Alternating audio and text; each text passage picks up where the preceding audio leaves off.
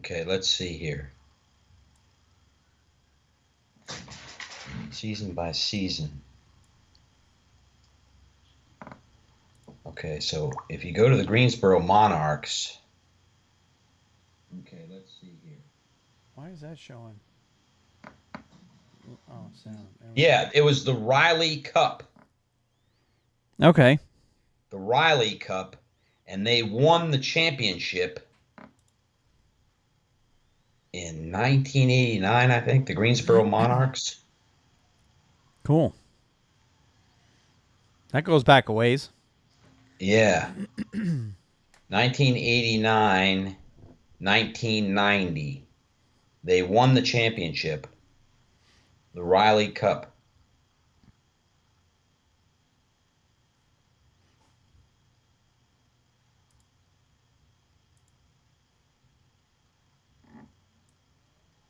Yeah, that's really something.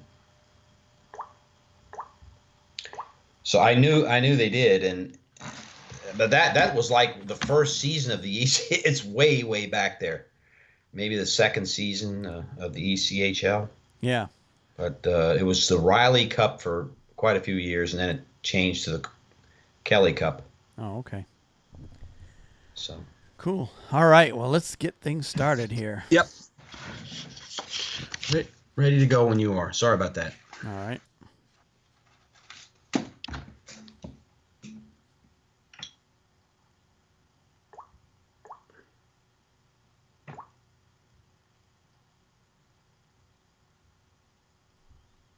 All right. You ready? I'm ready to go. All right. Hello and welcome to episode 43 of the Hockey Nuts podcast. My name is Wayne. I'm here with Steve. How's it going today, Steve? Going great, Wayne. Good to be with you and talk hockey again. Back for another week. And as we said, week. we're up to 43 now, and we're actually winding down season 1. We were just talking about our schedule over the next several weeks because both Steve and I have vacations coming up, and it looks like we're only going to, after tonight, we're only going to have two more podcasts in season 1. And season 2, we're gonna follow our seasons along with the NHL fiscal year. So our first episode in July would technically be our first episode in season 2, since that's when July 1st is when the NHL technically starts its new season. So yeah, we got tonight plus 2 more, and then we turn the page over to season 2. Coming right up on it. I'm telling you what, it flew by. Yeah. Certainly has. We've had a lot of fun doing this so far. Yep. But as for this week, we've got a few headlines we've got to take care of this week since we last recorded. And it's actually only been, 5 days since we last recorded? Yeah, it hasn't been that long. Yeah, we recorded Friday night, right? Yep, we recorded Friday night, and here we are on Wednesday night. So, yeah, 5 days now. But we have had 2 Stanley Cup final games that we need to talk about. And we've also had some AHL and ECHL playoff games to talk about. We've got some news out of the KHL that actually has been happening over the past couple of weeks that we've kind of not been paying attention to the KHL since the Stanley Cup playoffs have been going on. So we've got some news out of that league that we need to get you all caught up on. And who knows what else we're going to be talking about. Yeah. But first and foremost, we want to also remind everybody you can subscribe to our show by finding us. You can find us easily on iTunes. Just do a search for the Hockey Nuts. You can also find us on Stitcher, SoundCloud, iHeartRadio, TuneIn Radio, Google Play Music, Player.fm, and then, of course, just about any other podcast app that you use on your computer or phone. You should be able to find us by just simply searching for the Hockey Nuts. And we appreciate it if you subscribe to the show, because we do work hard every week to bring some new stuff every single week. So if you subscribe to the show, we both agree that we think you'll enjoy it, particularly if you're a hockey fan, like the two of us are. And we have also other ways to support the show other than just subscribing to it. We also encourage you to share the show with other hockey fans that you know. And if you also have the iTunes app on your computer device, not only subscribing helps us, but giving us a rating and a review on iTunes also helps us rise in the rankings and get us as much visibility as we possibly can get. And of course, liking, commenting, and sharing our content wherever you see us on various social media sites everywhere. And speaking of social media, that's probably the best way to get in touch with us was hit us on our YouTube handles. I'm at Wayne Halley 9. Steve is at sball504man. You can also email the show directly at feedback@thehockeynuts.com. You can reach us through our Facebook page at facebook.com/thehockeynuts. And you can hit us on our YouTube channel, or at least watch replays of the recording of the show on YouTube at www.thehockeynuts.com/YouTube. And speaking of YouTube, we now have the ability to live stream right straight to YouTube. So if you want to watch us live, there's actually multiple places you can watch us record the show live. You can find us live on Facebook at facebook.com/thehockeynuts, of course. You can hit us on our YouTube channel by going to thehockeynuts.com/YouTube. And we're also, I know we're not using it much, but we're also live streaming on Twitch as well. But if you want to interact with the show, definitely hit us on our YouTube or Facebook channels. I do keep the comments section of both those pages up while we're recording. So if anything does come across, it may take me a few minutes to see it, but I will eventually see it, and we can interact with you that way. Also, you can support the show financially by using our affiliate links. We have 2 affiliate relationships set up right now. If you go over to thehockeynuts.com, look on the right-hand side of the page, you'll see 2 banners, one for hockeymonkey.com, one for amazon.com. If you click on those banners, it'll take you right to those sites. Any purchases you make through those sites, a little tiny kickback will come back to us as a way to thank us for everything that we do, and we appreciate those who've used it in the past and definitely appreciate those who will use it in the future. Now, let's get on with the hockey stuff. Here we go. We got several things to talk about tonight, Wayne. I'm excited about this too. We do. And the first thing on the top of the list is everybody's going to want to hear about it is games 3 and 4 of the Stanley Cup Final. Just a reminder, going into Game 3, Pittsburgh had a 2-0 lead. Games were pretty evenly matched in Game 1 and 2, but we definitely agreed that Pittsburgh was definitely the better team in Game 2 anyway, even though Game 1, we agreed that could have gone either way. Although Pecorine did not play very well in either game. Now, right. Game 3, let's talk about that game to start. That game, obviously, the series turns over to Nashville, which has been an absolute zoo. The entire city has been an absolute zoo for that whole series, or the whole playoff for that matter. And Game 3 basically went to Nashville. Yeah. That game, Wayne, I did not watch the game that night. We had some things that came up and stuff, but I have since read some things, looked at some things. So I will definitely defer to you when it comes to the actual game itself. Okay. But it appears that Nashville was clicking on all cylinders, and it was a game that Pittsburgh never was in. I think Nashville came back, and I think the prognostication from PK Subban turned out to be hitting the nail on the top of the head there. So, that was the big story of Game 3 for sure, was PK calling his shot after Game 2. And we did talk about it during last week's podcast, how PK has guaranteed a win in Game 3 because the game was back in Nashville.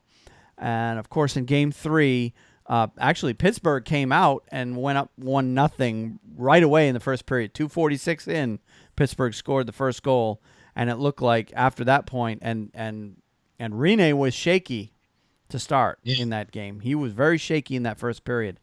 Right. So Pittsburgh jumped out to a 1-0 lead, and after one, that's what the score was. So right then it looked like, oh God, here we go. This is going to be a short series. It's going to be 4-0 Pittsburgh. But in the second period, and at some point, and I can't exactly remember when, I'd have to go back and watch the game again. But the momentum started to change. Now the one thing that I do remember is there were a couple of series of plays where Rinne finally started to make some big saves. And I think that instant, I mean, I even remember thinking at one point, and I can't remember exactly when it was, if it was late in the first or early in the second, but there was a couple of plays like right back to back where Rinne made some terrific saves. I'm like, oh, he's back.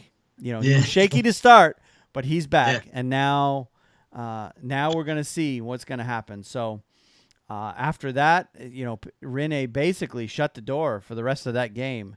Nashville came out flying in the second period, scored 3 goals in the second period to take a 3-1 lead.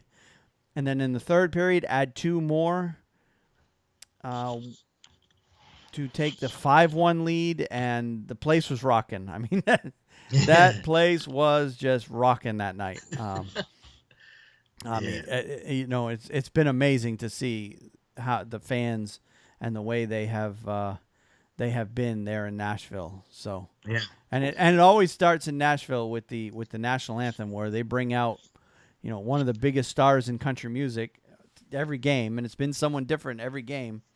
That gets the crowd going, and then the team takes it from there. So right. So yeah, Nashville essentially wins that game going away 5-1. And they outshot Pittsburgh 33-28. They actually outshot Pittsburgh by a heftier margin. It was 28-19 after 2 periods. And then Pittsburgh, because, by then they were already way behind, they came out flying in the third period, outshot Nashville 9-5 in the third. But ultimately the shots on goal were 33-28. And Rinne played very well. That was the first thing that jumped out at me. And then, of course, you had PK Subban, being PK Subban, I guess.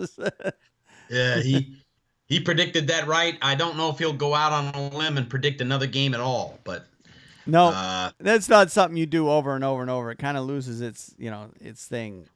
Yeah, if you keep doing it. But there was also another PK story coming out of Game 3, and that was, I don't know if you saw it, but the interview with Pierre Maguire at the end of the game. I did not see that. Okay. I'm gonna defer to you. All right. I'm actually going to insert the audio of it because it's hilarious. Pierre Maguire asked PK at the end of the game if, because there was a conversation between PK and Sidney Crosby after the final whistle before both teams left the ice. PK made it a point to go over there to Crosby and basically trash talk him is basically what he was doing. And so Pierre asked PK at the end of the game what was said between them, and PK just thinks for a second. He says, well, normally players just, trash talk you and tell you how bad you are as a player, but all he told me was my breath stinks. And he says, I'm not sure why. He says, because I took Listerine before the game, so I thought my breath smelled pretty good. So yeah, that was.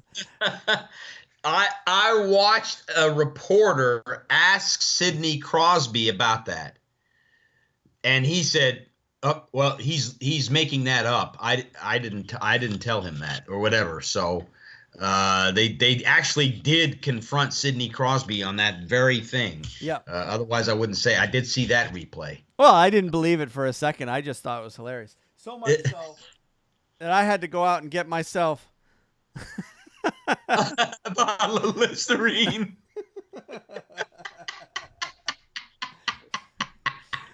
So I got my Listerine ready to go for the next game. Because PK said so.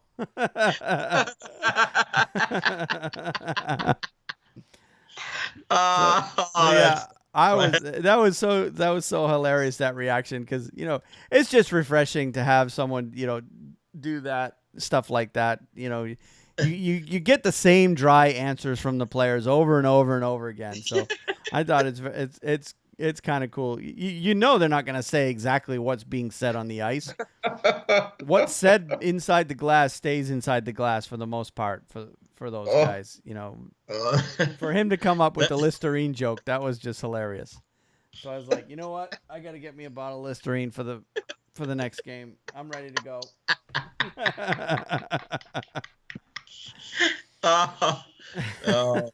Words fail me. Yeah.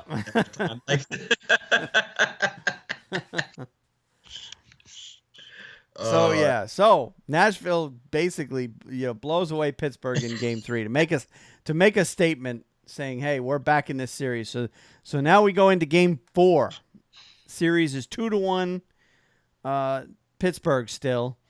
And of course Game 4 is in Nashville.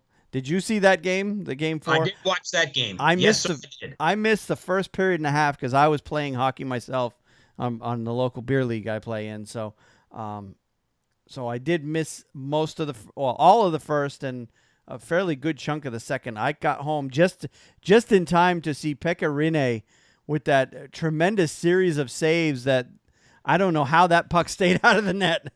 And that was the turning point of the game. Was it? Okay. I got home right as that was happening. So I really felt that was the turning point of the game.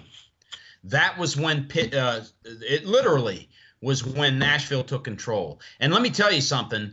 In the first period, when Sidney Crosby scored on that breakaway goal, it really did silence that Nashville crowd. And I think that for a moment there, they thought, oh, God, these guys really are good. It was like here comes the best player in the NHL on a breakaway.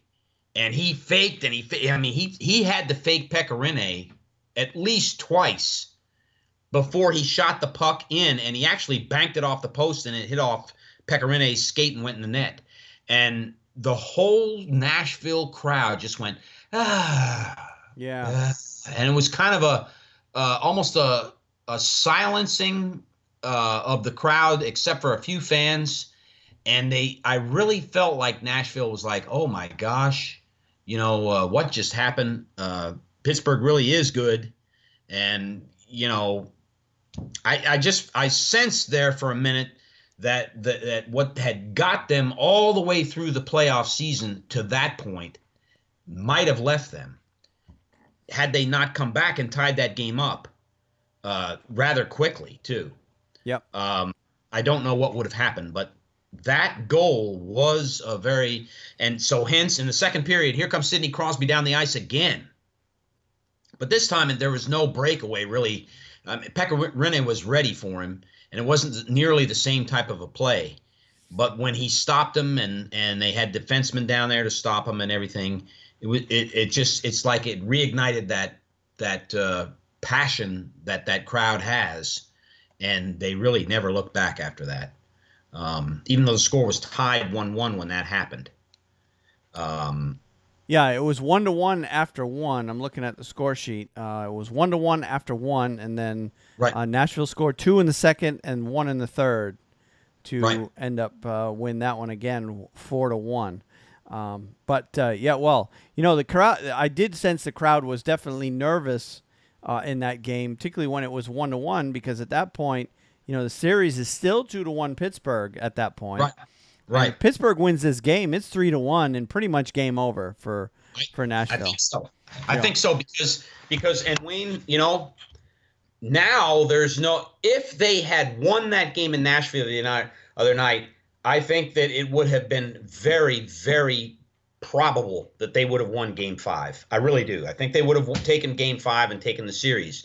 But with Nashville winning that game, Game 4. It is going to be Pittsburgh's going to have a tooth and nail. There's just going to be a dog fight in the middle of the alley. Yep. On tomorrow night, it's going to be a hell of a game. There's no guarantees Pittsburgh's going to win that game, and I think Nashville's going to come out there with their collective soul on the ice. They are going to go all out to win that game. I really think that's the game that they have to win because they know going back home. Uh, I just don't think Pittsburgh's going to win Game 6. I really don't. That they're going to throw out the kitchen sink tomorrow night and try and win that game. Yeah, I think ultimately, and it happens so often from year to year and series to series. Whoever in a series that's tied, whoever wins Game 5 usually ends up winning the series. Right. And the statistics are out there. It's like I've seen it before. It's like 75%. Whoever wins Game 5 wins the series. Yep. So, yeah, tomorrow is not a deciding game in the series. It's only going to make one team or the other up 3-2, but It is huge. And ultimately, essentially what we're down to is a 3-game series. That's right. For the previous, and I've watched interviews earlier today with both teams, and essentially that's what both teams are doing is they're just throwing out the first 4 games. Okay, those are done. We now have a 3-game series for the Stanley Cup. That's right. And game one is tomorrow night. And 2 of the 3 games are in Pittsburgh. So if Nashville's going to ultimately win the Cup, they've got to win 1 game in Pittsburgh at least. Yep. And you know how you don't want to have to win a Game 7. Right. You don't want to if you're Nashville with no Stanley Cup experience, you don't want to go into Game 7 in Pittsburgh, Pennsylvania against the defending Stanley Cup champions and try and have to pull it off there. That you could do it. You could do it. You could win Game 7 and shock the crowd and shock the world. But it's not going to be – that's going to be very, very difficult to win that game. Yep. I think the game they've got to try – they really have to win tomorrow night. And you won't see Peter Laviolette say that, but I really believe it. I mean, you don't want – I think they're going to take Game 6. I think they will. If Pittsburgh wins tomorrow night, they don't have to win that game. And there's going to be pressure, but I just don't think they're going to want to win it in front of their fans more than likely. That's my opinion. But it's tomorrow night is a must win if you're the Nashville Predators. Well, for both teams. And Yeah. I think right now with the momentum that's on the side of Nashville, if Rinne continues because I think what's been going on with Rinne with the first 4 games so far is all up here. It's all in his head. Yeah. If he comes out with confidence tomorrow night in Pittsburgh, Pittsburgh's got their hands full. They really do. Oh, yeah. Oh, I agree. They really do. I agree. Because I thought in Game 3 and Game 4, Pittsburgh, from start to finish, now there were, periods of, time when Pittsburgh outplayed Nashville, and there were periods of time Nashville outplayed Pittsburgh. Overall, the whole game, and of course the scores show it, Nashville was the better team in both games. Overall. Yep. They outshot Pittsburgh in both games, and they obviously outscored them in both games. Right. And just about outchanced them. It was pretty even last night. A lot more even last night than it was in Game 3, but ultimately, Nashville won the game because, they outplayed Pittsburgh at home. Pittsburgh had no answer for the so-called seventh man. that crowd. Yeah, you're right. And you're right. And Nashville is getting rave reviews from the entire hockey world, all the press, particularly those Canadian people. are giving Nashville props for the atmosphere that they're creating down there. A lot of them criticize the southern cities for, what do they know about hockey? That kind of stuff. Yeah. Well, Nashville fans are showing them that hockey is alive and well in the South, and it can do very, very well. Yep, I agree. I agree with good. you. So, Game 5 again tomorrow night. Thursday, June 8th. Game 6 will be Sunday, June 11th. Both games at 8 p.m. And, of course, Game 5 is in Pittsburgh. Game 6 is in Nashville. And then, if necessary, Game 7, Wednesday, June 14th, will be at Pittsburgh, 8 o'clock. All 3 games on NBC, national television. One thing I wanted to say, I think we both looked at it as when Pittsburgh went up 2-0, winning on their home ice as they should have. Game 3 was a pivotal game. However, it really never materialized the way that pivotal games do. I think Nashville just far and away took that game, and at some point Pittsburgh just let it go. But I'll say it again: tomorrow night's game is a pivotal game, much Yeah. so than Game 3 was. Yep. Because I really believe whoever wins that game is going to win the Stanley Cup. Yep. I really, really believe that. Yep. So do I. Chances are pretty slim that the loser comes back and wins 2 in a row, but Right. stranger things have happened. So that's guess that's why they play the games, and we're gonna enjoy every second of it. All right. Well, that's all I have on these 2 games. I don't know if you wanted to add anything more to that. No, that's it. As I said, I can't really speak well of Game 3. My wife and I, we had some stuff to do. We got home that night, and then we find out about the tragedy in London, and so that grabbed your attention. Yeah, that grabbed our attention, and we forgot all about the game. And yeah. So and I'm Wayne, we have listeners there. Our prayers go out to them certainly with everything, and so we just we wish things. I guess the work that people are doing over there, we wish that work finishes up speedily and they're able to gain some confidence, I guess, in their ability to handle things like that. Yeah. See, they've had a lot of that stuff lately over there, and we're hoping that they can get things. I don't know if I want to say back under control, but it's not the right term. But that's how I would have said it too. Yeah. So anyway, all right. Well, let's move on.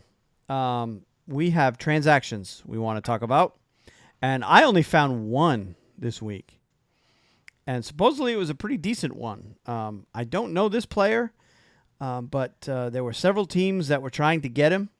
The Blackhawks have won the Jan Ruda sweepstakes, I guess if you want to call it that, on Wednesday. They signed the 26-year-old Czech defender to a 1-year, $925,000 entry-level contract. The Blackhawks beat out both the Edmonton Oilers and the Calgary Flames, who were also both very interested in Ruda. In 46 games last season, with Chumatov Parati of the Czech League, the right-handed shot, Ruda scored 8 goals and career highs in assists and points, while also adding 2 goals and 13 points in 17 postseason games in that league. Pretty good numbers. He's a defenseman, so So it looks like Blackhawks once again are going to find a way to come up with a decent player when they just basically, because the Blackhawks are in major cap trouble. And it's simply due to the fact that they've got, 3 players taking up like $26 million of the salary cap. A huge chunk of their cap is gone. Yeah. Yeah, they've got Kane and Taves who are over $10 million apiece, and I believe either Keith or Seabrook, one of the defensemen, if not both of them, are like $6-7 million apiece as well. So those 3 or 4 players, granted, those 3 or 4 players are do a bulk of our reason for the bulk of the success the Blackhawks have had in the last several years. But when you have that much salary being taken up by those, you've got to basically do some magic at the lower end of your lineup to keep the bottom end of the lineup playing well. And looks like the Blackhawks have done it once again with this signing. Time will tell, obviously, how Ruda will do in the league, because he's never played in the NHL before, but he won't be your typical rookie. Yes. And that $925, I believe, is the maximum rookie contract, isn't it? $925 is the maximum rookie contract. Yes, it is. Yep. And that's a 3-year deal, right? For 3 years? Yeah, I didn't. No, 1-year deal. Okay. So he'll be restricted. Well, no, he may be an unrestricted 26 years old. I think when you're 27, you're unrestricted. I could be wrong, but but we'll see. We'll see what plays out there.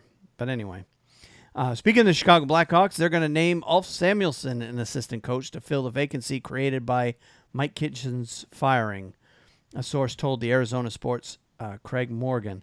The former NHL defenseman served as head coach of the Carolina Hurricanes American Hockey League affiliate, the Charlotte Checkers, this past season, guiding them to a 39-29-7 record and a first-round appearance in the Calder Cup playoffs.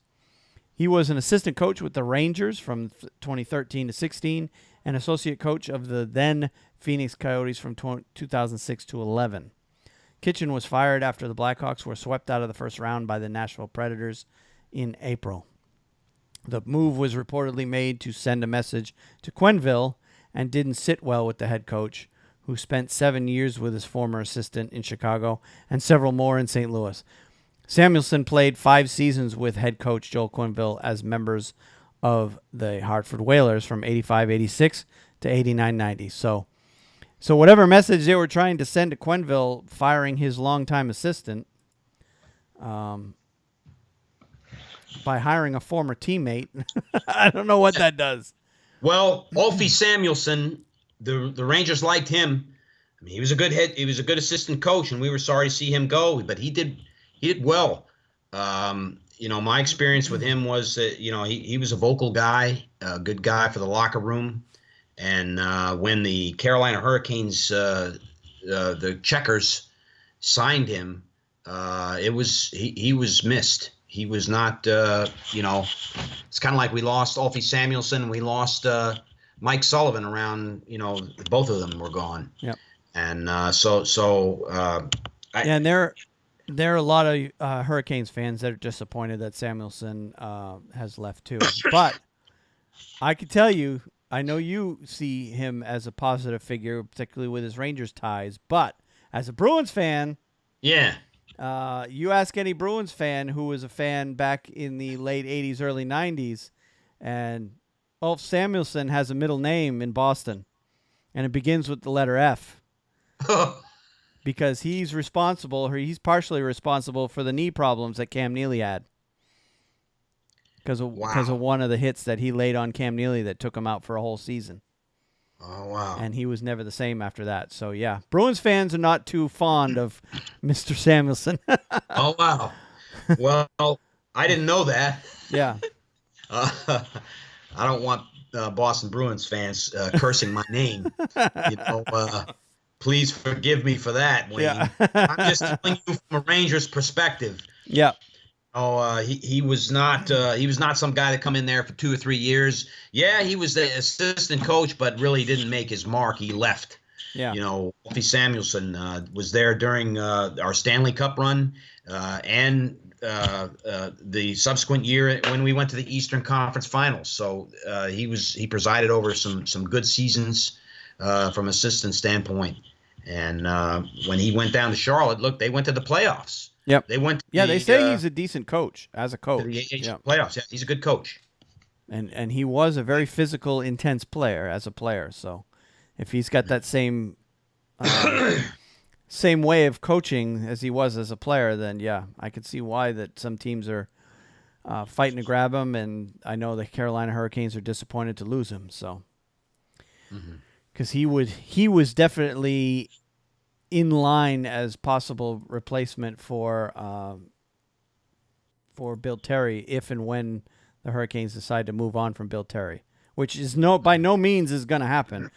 All of reports is Bill Terry is, right now his job is safe in Carolina, but because he's done a fairly good job and he's, he hasn't had a lot to work with in that town, but that team is getting better, and both you and I believe they're gonna. If they don't make the playoffs, they'll be pretty damn close this coming season. So, yeah, I personally believe they will absolutely make the playoffs next year. I'm banking on it. So, yeah, if I had to pick on it too, I would pick Carolina to go as well. But anyway, all right. Well, let's move on to injuries. Unless you had some other transactions you wanted to mention. No. Nope. No, that's good. Okay. First one I got: Detroit Red Wings center Luke Glendening will miss the start of training camp after having surgery on Monday to fix his left ankle to repair tendon damage. Glendening's expected recovery time is 3 to 4 months. Surgery was done to repair an injury he suffered late in the season, Red Wings general manager Ken Halden said Tuesday. He hoped he would improve with rest and immobilization, but we decided at this point that surgery was necessary to make sure he's ready for next season. Glendening, who's 28, broke his ankle and partially tore tendons during the Red Wings' 4-3 overtime win against the Carolina Hurricanes on March 27th and missed the final 7 games of the regular season. He had 14 points and was a -10 in 74 games. Of course, that -10 can be deceiving. Red Wings just weren't that good last year, so. Right. All right. Now, the next two I've got, or actually the only other 2 injuries I've got, both have a Rangers tie to them. Yes. Rangers forward Jesper Fast is expected to miss the start of next season after having surgery to repair the labrum in his left hip. The projected recovery time is 5 months. Fast sustained a shoulder injury in March and missed 7 games. Foss, who's 25, could become a restricted free agent on July 1st. He had 21 points and was a +6 rating in 68 regular season games. He also had 6 points in 12 Stanley Cup playoff games for the Rangers, who were eliminated in the Eastern Conference second round by the Ottawa Senators in 6 games. I read a couple of articles on this, and Fost was one of the names that is consistently brought up as one that could end up going to Vegas. Yes. It pretty much was already going to be the case that Foss was not going to be protected. But now it's even more so because, why would the Rangers protect a guy who's not going to play till November? Right. Now, go ahead. Go ahead. Oh, what that No, does is essentially, that also devalues him to the point where Vegas probably won't take him either. Right. So it looks like Foss will end up staying with the Rangers at the very least. Yeah. Assuming they can re-sign him. I can tell you he's a fast skater. No pun intended. He's very fast on the ice. But, he is. He's a fast skater. He'll do anything the coach tells him to do. He's kind of a jack of all trades type guy. Wears a lot of hats on the ice. He's gritty and tough. And so the Rangers, they're going to have a tough time. Will they protect Kevin Hayes? I don't know if they can. But Jesper Fast was definitely one of the players I would have selected who would be vulnerable for the expansion draft.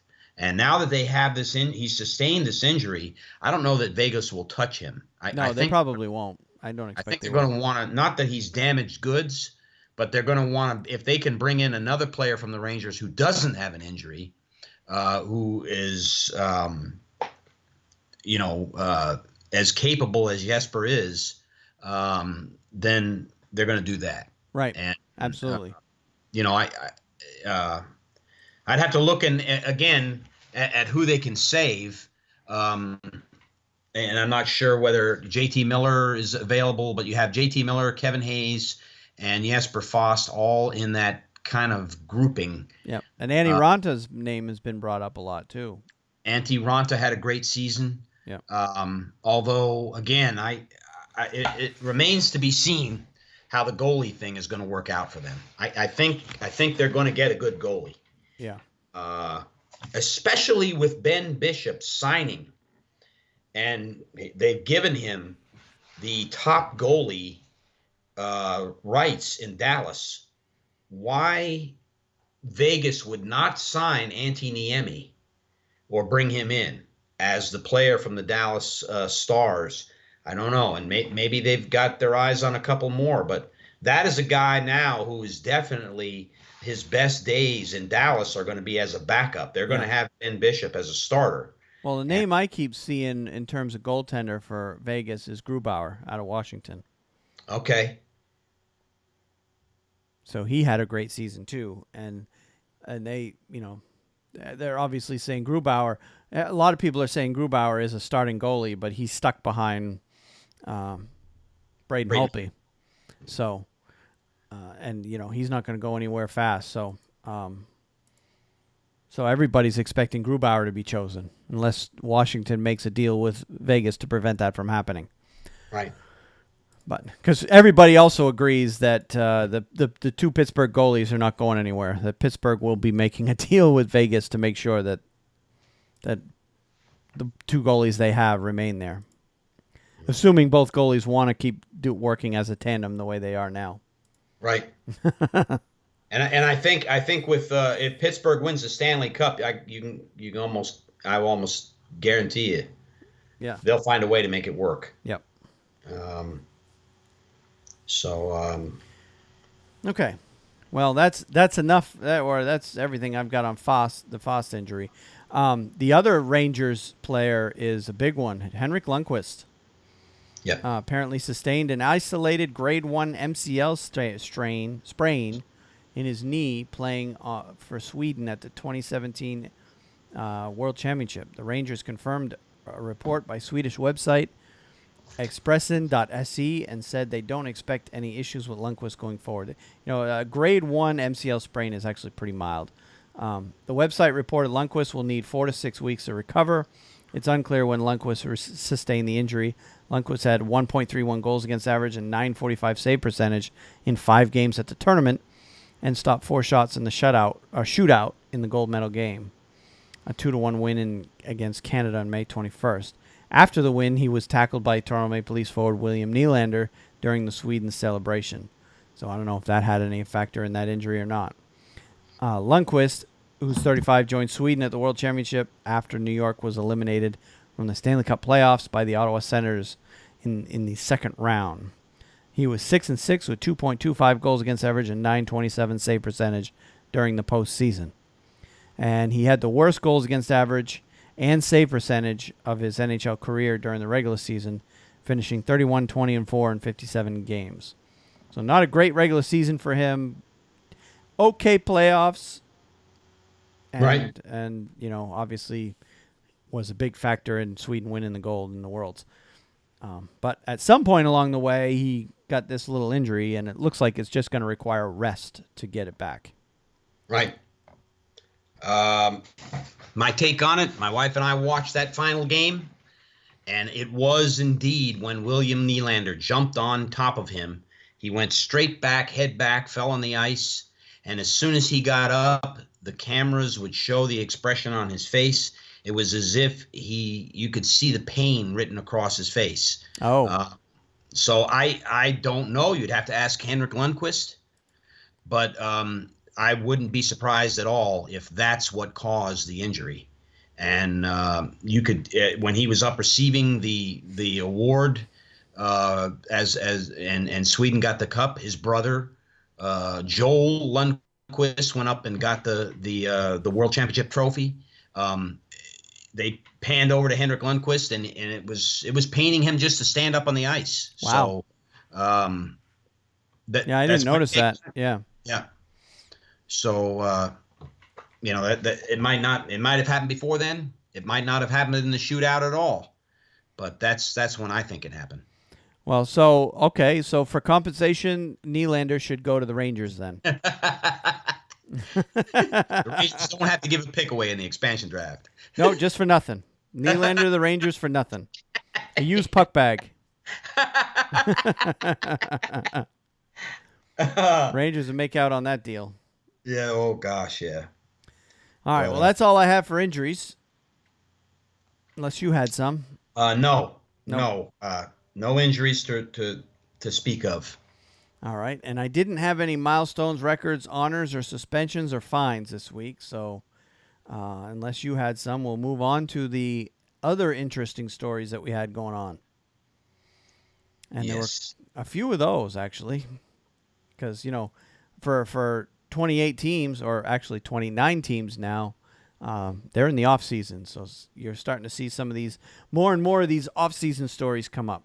But one I wanted to note, I've been seeing it on the NHL. The NHL.com has been doing their greatest teams or the top 100 teams, whatever they want to call it, top 100 teams in history. Right. And they took fan voting and all that. Well, they finally got down to the top 10. And the number one all-time team, according to NHL.com, was the 84-85 Edmonton Oilers. They were named the greatest of the NHL Top 100, and I probably would not argue with that because I remember that team. I was all of, 12 years old that year? But I remember that team. They were a run-and-gun group, and led by Wayne Gretzky, of course, and Yari Curry, Paul Coffey. I mean, Grant Fuhrer. Grant Fuhrer and net. That team went 15-3. Messier was on the team. Yeah, Glenn Anderson. I mean, the list goes on and on. I think there were like 6 or 8 Hall of Famers on that team. But that team went 15-3 in the Stanley Cup playoffs in the 84-85 season, including a 5-game win against the Flyers in the Stanley Cup final. And I don't know if you remember, Pelle Lindbergh was in net for the Flyers in that final, who died tragically in a car accident not long after that. Yes. Wayne Gretzky set NHL records for assists in that year with playoff assists, for 30 assists and 47 points in a single postseason. So 47 points in 18 games. That's an incredible amount of points. You don't see that nowadays, that's for sure. And he scored 7 goals in the Stanley Cup final alone to tie the modern record shared by Jean Beliveau of the Montreal Canadiens and Mike Bossy of the New York Islanders. The number 2 team all time was the 91-92 Pittsburgh Penguins, led by Mr. Mario Lemieux and a very young Jaromir Jagr. And the 76-77 Montreal Canadiens were the number 3 team. And those 2 teams were dominant in the years that they played as well. Okay, the next story I've got, Ryan Johansson continued the Nashville Predators' takeover of the city, is the way the article reads. Johansson was named honorary mayor of Nashville for the day during Preds Pride Day celebration at City Hall on Monday. I'm really excited, he said prior to Game 4 of the Stanley Cup Final against the Pittsburgh Penguins on Monday. What a cool opportunity and tremendous honor. It's great that they thought about having a Predator out to do something like this and celebrate our team. I'm just going to soak in the experience and really enjoy the experience of being honorary mayor. Along with Mayor Megan Barry, he unveiled a sign renaming 5th Avenue South as Predators Way for the entire month of June. That street runs alongside Bridgestone Arena. So the whole city's getting into it there. Yeah, they are. There's no question about it. Yep. And I haven't seen it like this. Even I can't remember the last time I've seen a team like this that's this captivating. A lot of people that are going there and have been there are saying they've never seen anything like it. So, right. And I don't know if you knew, but I know you and I both listened to the Steve Dangle podcast, and him and his team were there. What really? For I know for Game 3, I don't know about Game 4, but they were there over the week. Wow. So I don't know if it's a radio station or a TV station they work for in Toronto, but whatever station it was, probably foot the bill for that. But he was sent there. Wow, that is something. All right, I got a Carolina Hurricanes story. Yeah. The Carolina Hurricanes would like to trade picks for players prior to the 2017 NHL Draft at the United Center in Chicago on June 23rd and 24th. General Manager Ron Francis said, the Hurricanes have 10 picks in the 2017 Draft, including 6 in the first 3 rounds. They have the number 12 pick in the first round, 3 picks in the second, and 2 in the third. I'm hoping we don't use all 10 picks when it comes to the draft, and I've had contact with other teams telling them we are willing to give up some picks to get players, so I wanted to let you know that up front, Francis told his scouting team in a video posted on the Hurricanes website on Monday. Francis acquired goalie Scott Darling from the Chicago Blackhawks in a trade for a third-round pick in the 2017 draft on April 29th and signed him to a 4-year, $16.6 million contract on May 5th, effectively making him the starter in Carolina. So, Carolina Hurricanes are ready. They're ready Yeah. to make a move. Yeah. And Gonna this story backs that up. when the clock starts there, it's going to be interesting to watch what Carolina does. Well, it sounds like he wants to make some deals before we even get to the draft. So between now and then is when these deals are going to start happening. So he's put the memo out to the whole league saying, "Hey, we are open for business.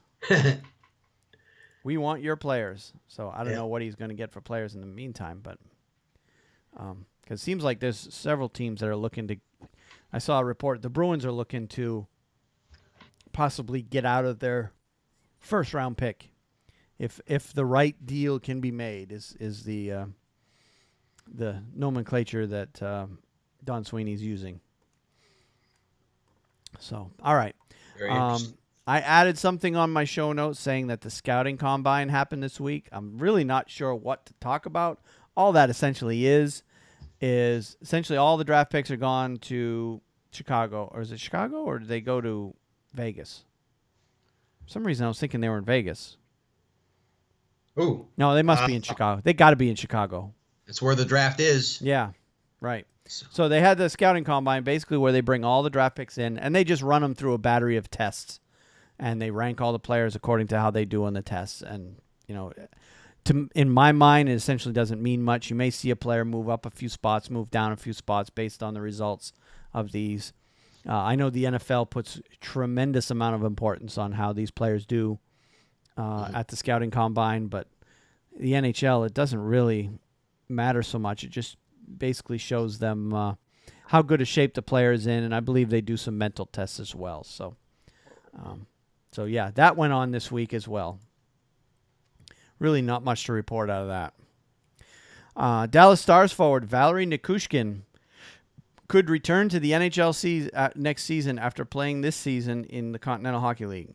Stars director of amateur scouting Joe McDonald told NHL.com on Friday at the NHL Scouting Combine that it will be up to Nichushkin.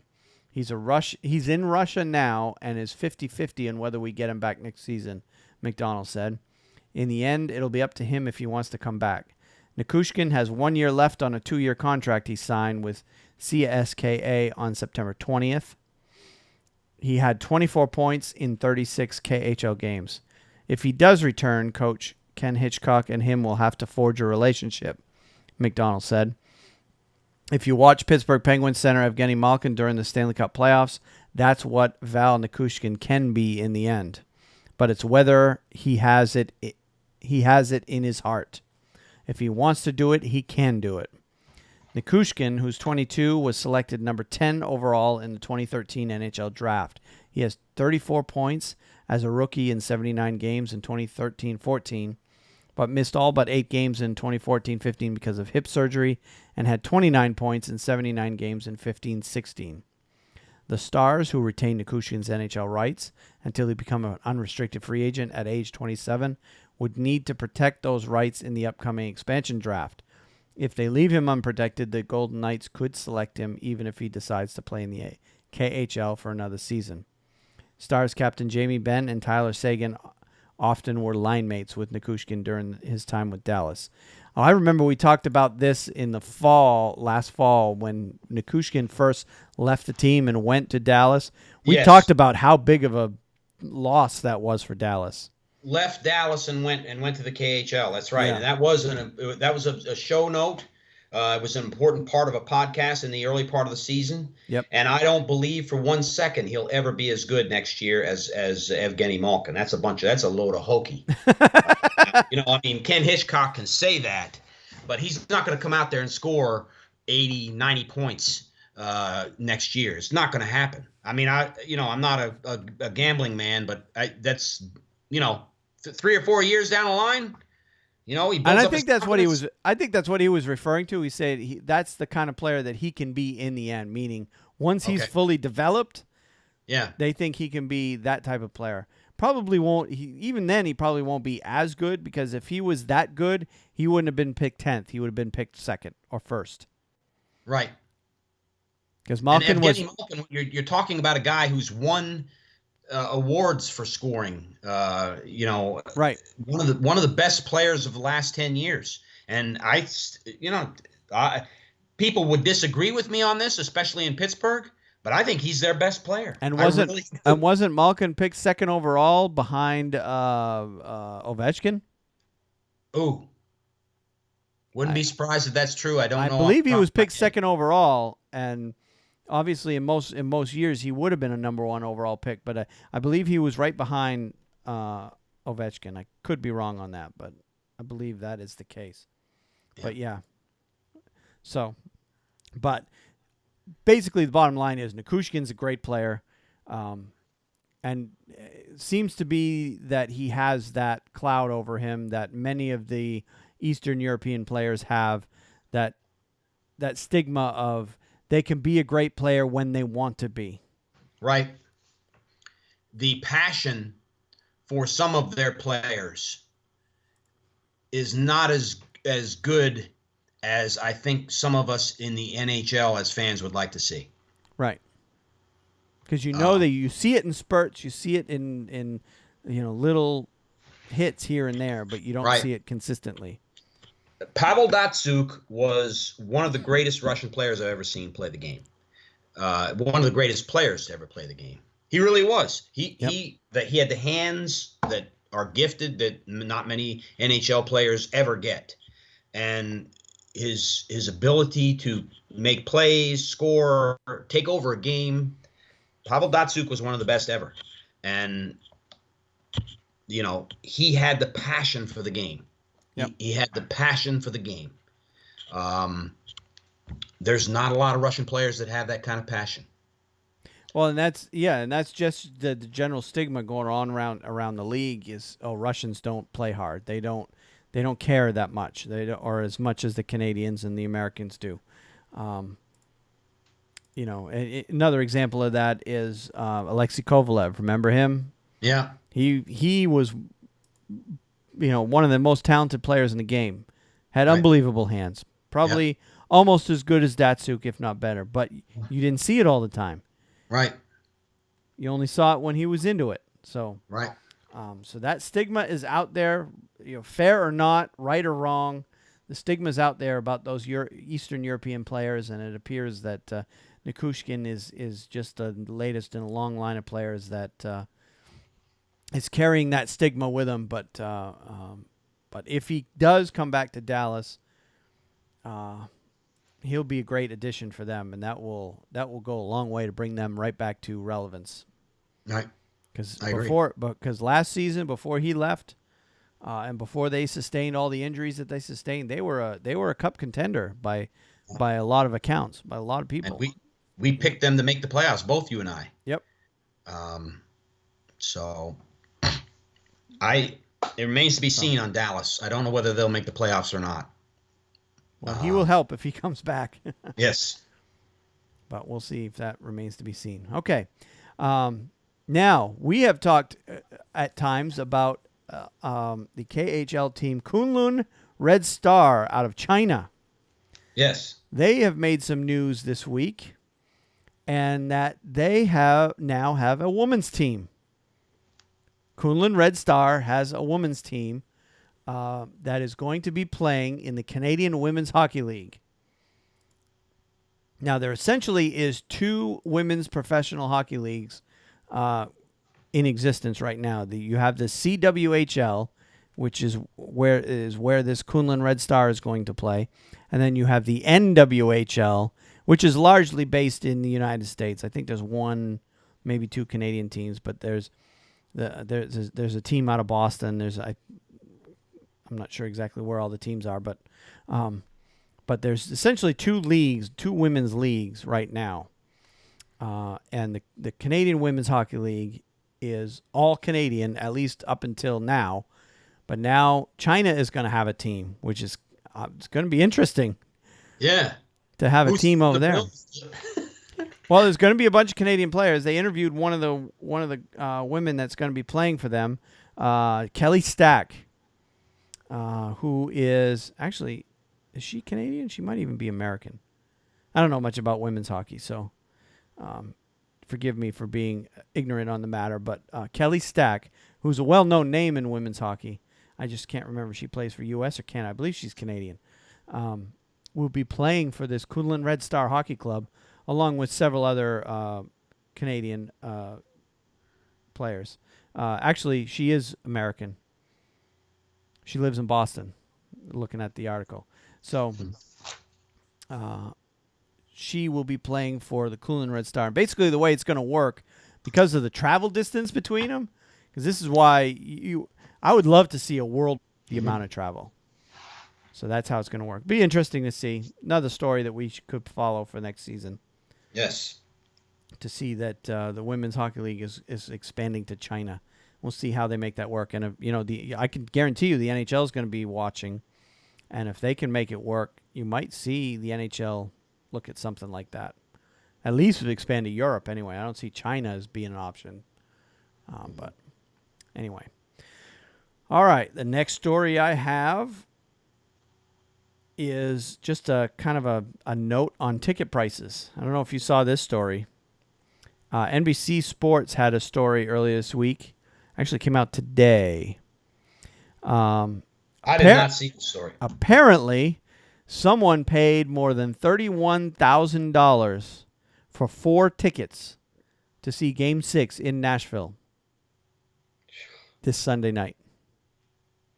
Absolutely. That is almost $10,000 a ticket.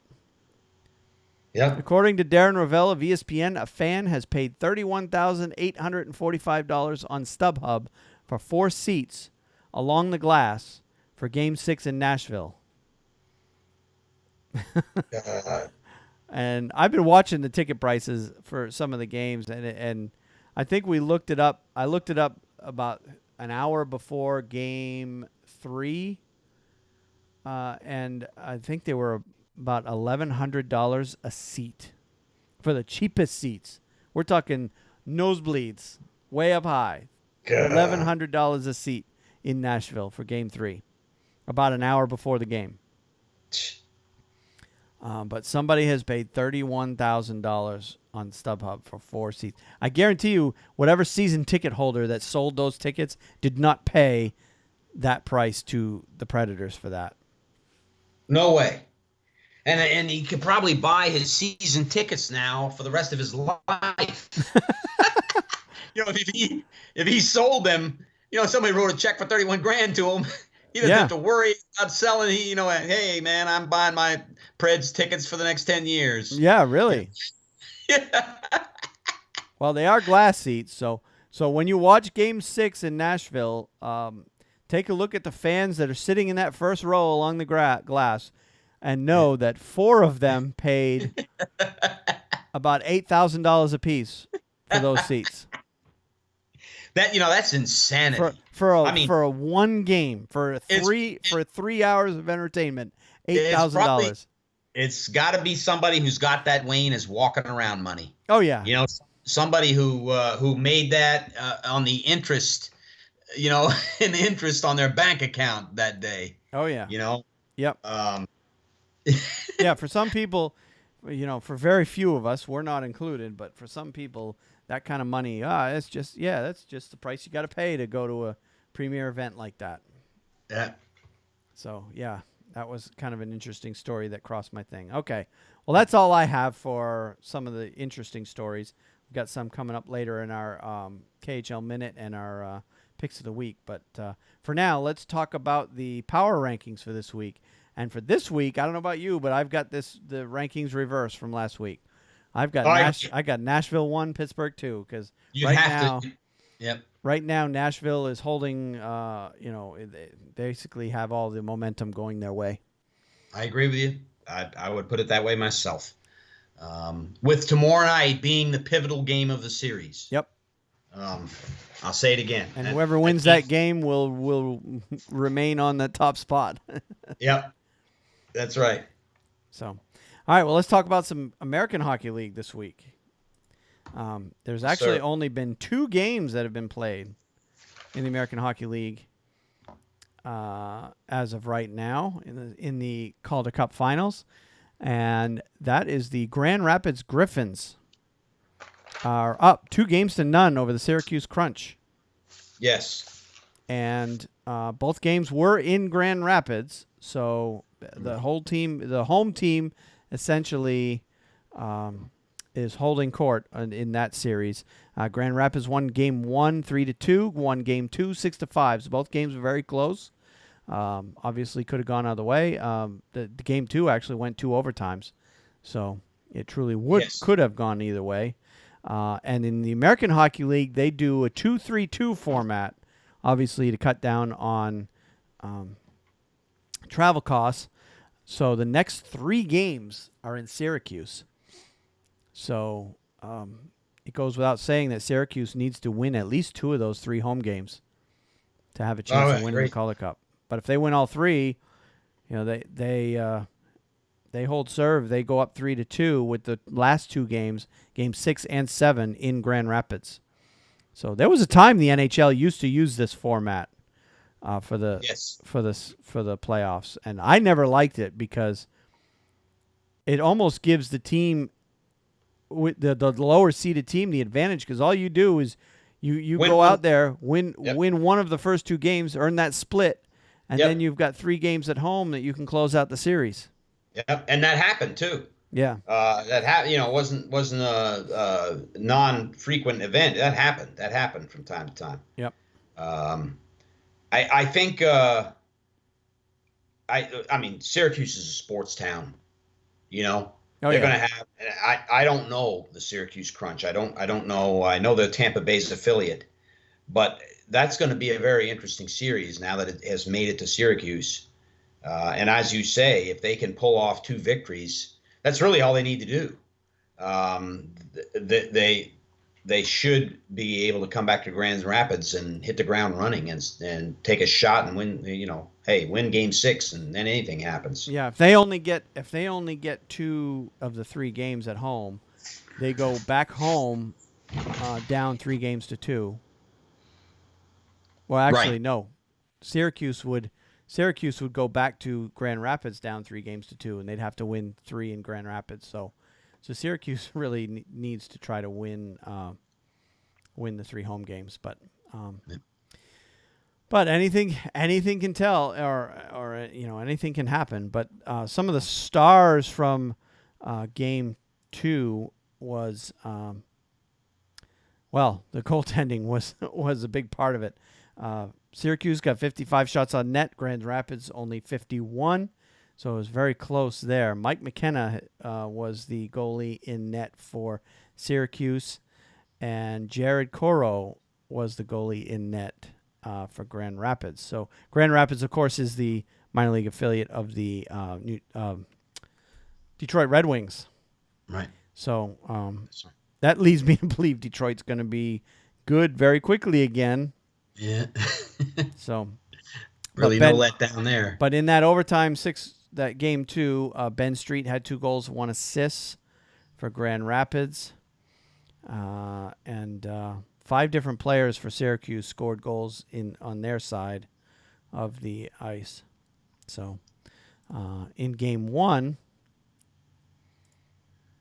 of course, was a 3-2 win for Grand Rapids.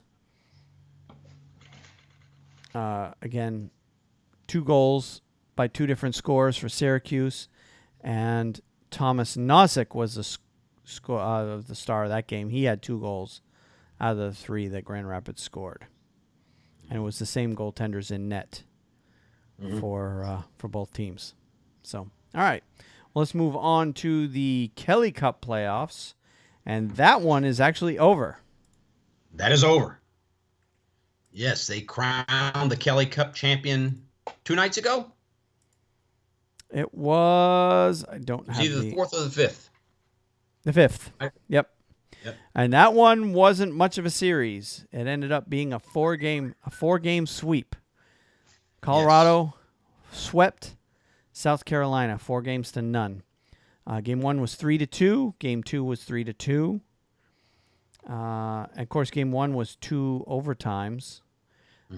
Game 3 went overtime, and that was a 5-4 final. And game 4 went 2-1. So all 4 games were close. Yes. So it's one of those cases.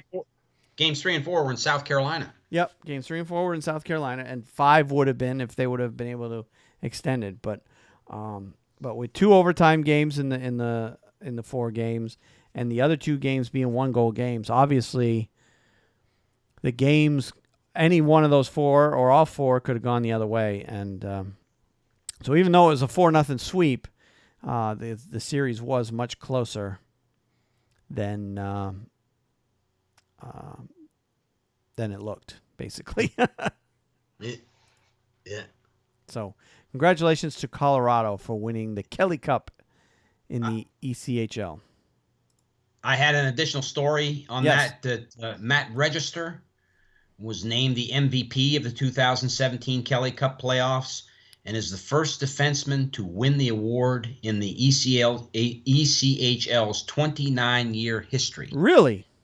Yes. So congratulations to Matt Register. I saw where he had scored on the level and 8 goals and 16 assists. I think he had 24 points in the Kelly Cup playoffs. I could be mistaken on that. Nope, you're right. He had 24, and only Alex Belzile scored more points. A forward on the Colorado team had 26 points. So, yeah, for a defenseman to be second in the playoffs in scoring, that definitely warrants some recognition right there. Very good. And you know, Wayne, I tell you, I have not followed the AHL over the years like I have the ECHL, because the ECHL for me, and I've lived here in Greensboro for 24 years now, and before that I lived in Charlotte, is very, very it has a strong following in this area. So there's been a number of teams from the South in particular. That's right. In that league. And now I grew up in New England, and I've only been here for 8-9 years now. So I grew up following the American Hockey League a lot closer. That's right. Because we had, I've attended games in Portland, Maine, Manchester, a couple of the Massachusetts cities. I've been to games all over New England, American Hockey League games, and so I grew up with, a lot of knowledge on the American Hockey League.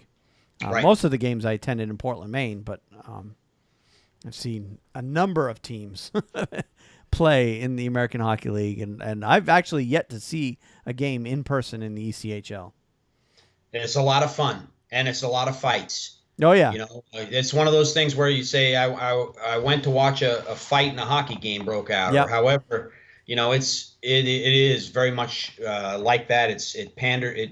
The fans come there to see that. Yep. They pay their money to go see it. Yep. It's a fact. So, but they're a lot of fun. If you're a hockey fan, a True Grits type guy or gal, and you want to go watch a team play their hearts out on the ice, what those guys do. They play very hard. Yep. So it's a lot of fun. Yeah, they do. They're 2 steps below the NHL. So the guys in that league are mostly trying to make a name for themselves to get recognition or get noticed, essentially, to possibly get moved up to the American Hockey League, which is the next level up. And the AHL, those guys are trying to. There's a lot of fights in that league too, not so much as the ECHL. But again, you got some guys in that league trying to make the names for themselves in order to get noticed by NHL teams to possibly earn a recall that way. But you'll also see guys in the American Hockey League trying to make a name for themselves on the score sheet as well. So, yeah, I do remember one game, though, I went to in Portland, Maine. I don't remember, 10, 15 years ago, somewhere in that neighborhood. It was against Providence Bruins against the Portland Pirates. And by the end of that game, it was nearly a 4-hour game. By the end of that game, the penalty box each had about 5 or 6 guys in it. There was 4-on-4 on the ice. And the Portland Pirates had, I think, 4 guys on the bench. And Providence had 3 guys on the bench. Everybody else had been kicked out of the game. There were over 400 penalty minutes in that one game alone. Oh, my God. Combined between the 2 teams. I bet it was a lot of fun to watch. It was fun to watch for a while, but it got to the point, when the game approaches 4 hours long, it got to the point where, like, oh, God, another fight? Really? Are you kidding me? Yeah, yeah. But Oh, yeah, I still I would like to see something like that. I would get a kick out of that. I really would. yeah. But yeah, Yeah. what a crazy game it was, and I think it still stands today as the American Hockey League record number of penalty minutes in one game combined between two teams. I could be That's wrong, but amazing. I believe it could that still stands as one of the most penalty filled games in AHL history. Mhm. But yeah, those two teams did not like each other back back in those days. Yeah. And at the time, Portland was, I believe, Washington's minor league team. Of course, Providence was the Bruins. So yeah. All right. Well, that leaves us with the KHL Minute, and we haven't done one in a while. But Mhm. there has been quite a bit of news out of the KHL over the past few weeks. We haven't been, neither one of us have been paying attention to what's going on over there, but there's been some stuff that I wanted to include in this week's podcast about the KHL. First and foremost, the annual KHL Board of Governors meeting was held on the 24th of May to discuss the league's future and to approve a new financial strategy and make other decisions on league's future. And out of that meeting, the Metallurg Novokuznetsk Hockey Club has been officially suspended from participating in the KHL League for the future. And out of that meeting, that team will not be playing in the 17-18 season in the KHL. Here's a part of the story from last week. After the KHL Executive Board meeting, multiple sources have indicated that Metallurg Novokuznetsk is close to folding. The Continental Hockey League was due to have changes this offseason as Medsekak, I can't even do these names. Medvesic Zagreb announced that they were leaving the league due to financial reasons, and now Kuznet joins the group of departing teams, and there may be more to come. League executives have refused to comment at this time. And then what I found was an article on the hockeybuzz.com that essentially was live tweeting the board meetings. And some of the points that came out of the board meetings basically showed at one point the league officially announces that Medveskak and Metallurg both are out of the competition for the upcoming season. They also announced that only 27 teams will play in the league next year, with no expansion teams coming in. So that's down from, what do they have now? They had 30 teams. 30. Okay, so 3 are going to leave. The president of the KHL, Dmitry Sherashenko, suggests that the KHL will have 24 teams by the start of the 18-19 season. So they're going to lose 3 this year. Looks like 3 more next summer will leave. The KHL will reduce its size by 3 teams in the near future. And Wayne, what do you think that's finances? Oh yeah, it's absolutely money. I 100% bet you that's what it is. Yep.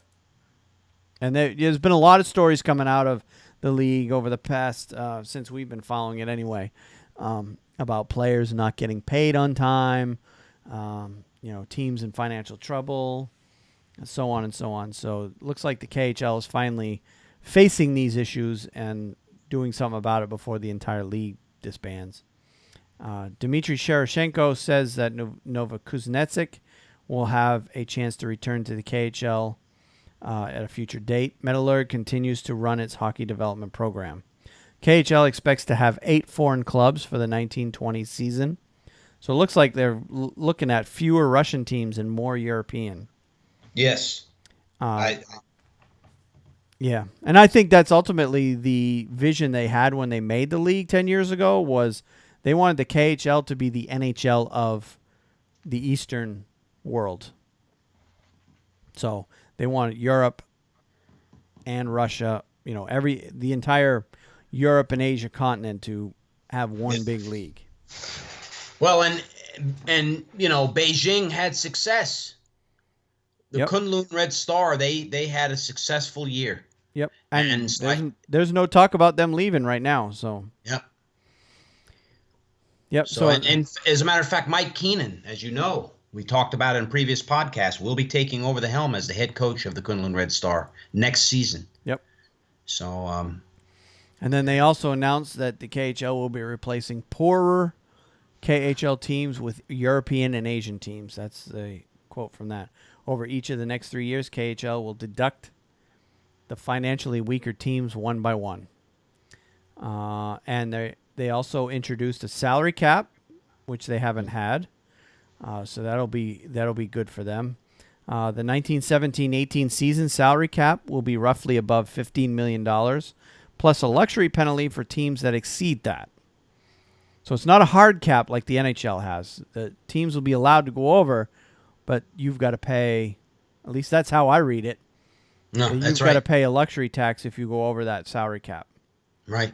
By the 2020 season, the league expects its salary cap to be down to $10 million a year. That's really low compared to the NHL.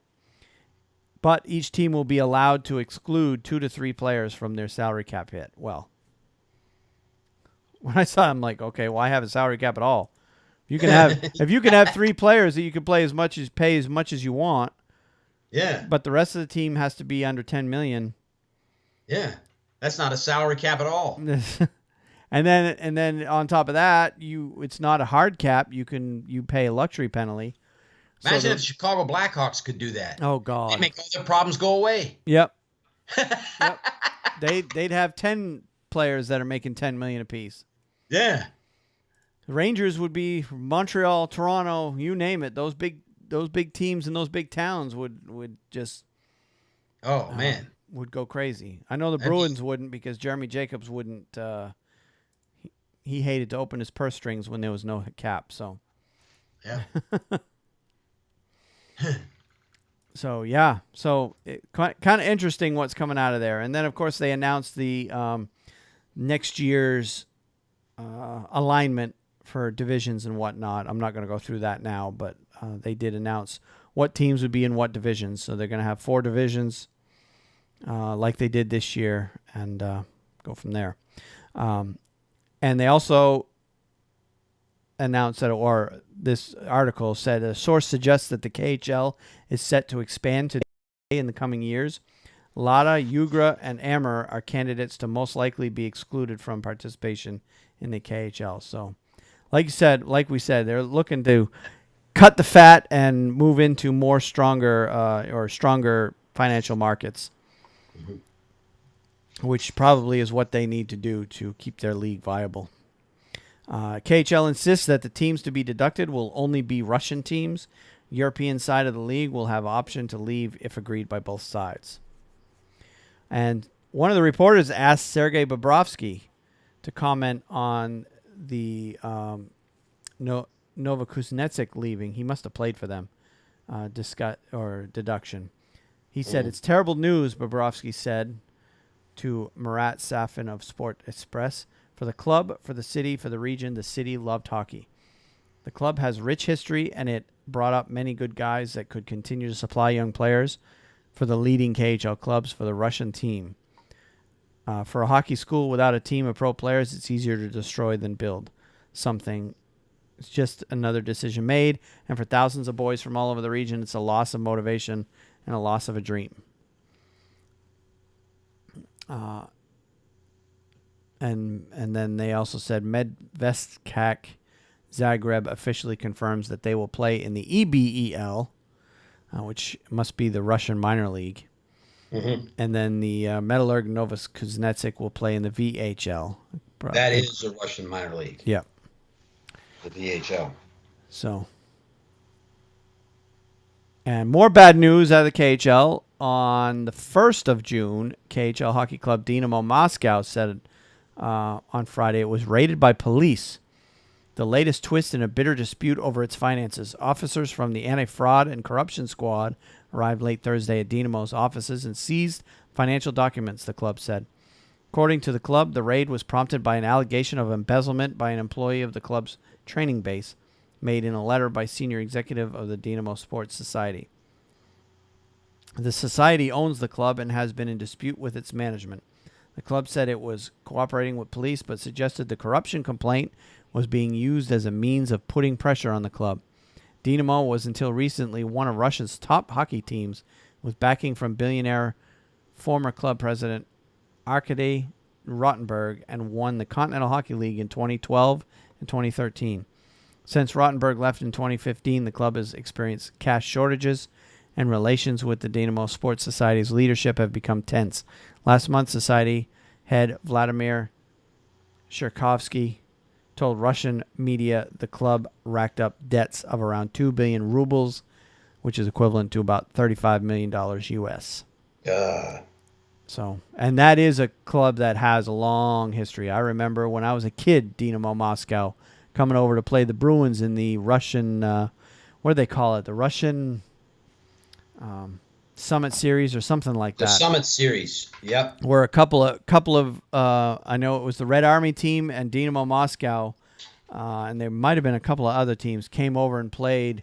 Almost every NHL team at the time played at least one game against one of the Russian teams. And the Bruins ended up playing Dynamo Moscow, and so that team's been around a long time. So, but that's not one of the teams that's leaving the KHL. They got to sort out their internal issues. That's all. So, but some good news out of the KHL again. Jokerit Helsinki and SK St. Petersburg announced that there will be an outdoor game held in Helsinki on December 2nd to celebrate 100 years of Finnish hockey and the 10th season of the KHL. The Ice Challenge will be played in front of over 18,000 people at the Kasaniemi Park. As expected, Jokerit also announced that a Liga game, which is the Finnish, the top league in Finland, will also take place at the same field right about at the same time. They haven't announced the date yet, making it more entertaining in the front of the best of Europe and best of Finland. Two of the traditional Helsinki teams, HIFK and Jokerit, are now joining 100 Years of Finnish Power. So, and the article goes on. So they're getting into the act of outdoor games now over there. Yeah. And I think they'll be wildly successful. Yep. It's a small stadium, though, 18,000 people. Yeah, that's not a lot of people. But, well, interesting. I don't know. Yeah. Finland's not the most populated country in the world either. So, all right. So that's all the news I have for KHL. So a lot of bad news coming out of there. We'll be following that for sure and getting you updated as anything comes out. Because, yeah, their season starts right up here in about 2 months. It starts in August. Yeah. Yeah, that's right. They don't have long. Yep. They're already halfway through their off season over there. But with all this bad news coming out of the KHL, the only thing that pops in my mind is I think you're going to see an influx of Russian players coming over here. If the money is that much of an issue, a lot of those players, if they know they can get more money by coming over here, they're going to come over here. And we've already seen it. We've seen some signings, players coming out of here.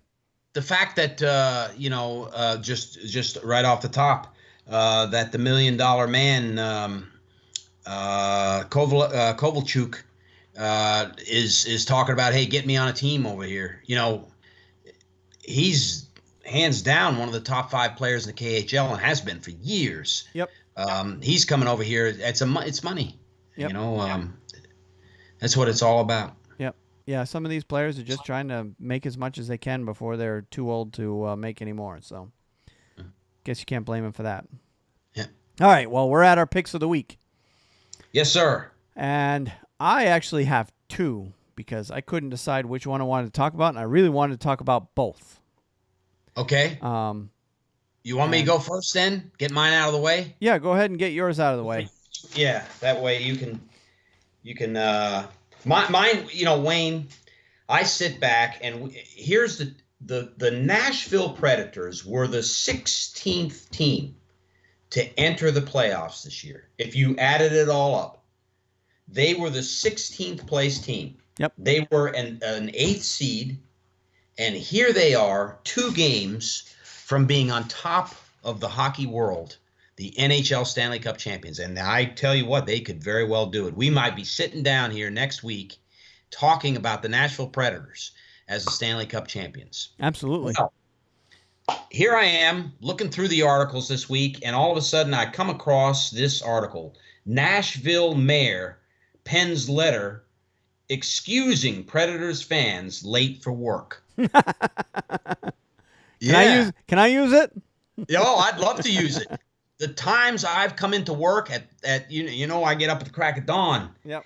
and my eyes look like road maps. I've stayed up until 11 or 12 o'clock at night, getting up 3 o'clock in the morning to go to work.